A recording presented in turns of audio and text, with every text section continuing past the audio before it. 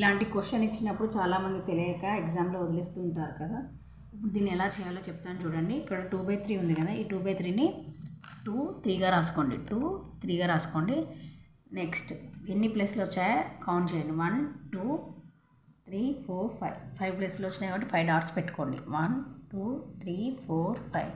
ఇప్పుడు ఈ 2+3ని యాడ్ చేయండి. 2+3 5, 5+3 8, 5+8 13, 8+13 21, 13+21 34. లాస్ట్లో 34 వచ్చింది కాబట్టి దాని ముందు ఉన్న దాన్ని 34/21గా రాసుకోండి. This is right answer.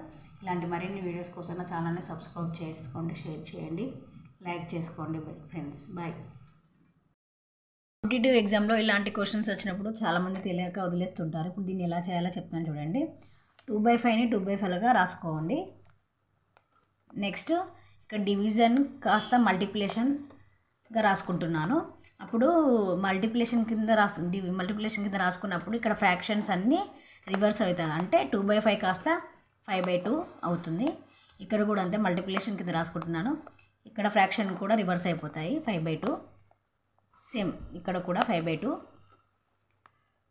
ఇప్పుడు ఇక్కడ 2 1 టైంలో క్యాన్సిల్ అయిపోతుంది, 5 1 టైంలో క్యాన్సిల్ అయిపోతుంది. ఇప్పుడు దీని వాల్యూ 5 5 25, 2 2 4, 25/4 అనేది ఆన్సర్. ఇలాంటి మరిన్ని ట్రిక్స్ కోసం నా ఛానల్ని సబ్స్క్రైబ్ చేసుకోండి, సపోర్ట్ చేయండి, షేర్ చేయండి.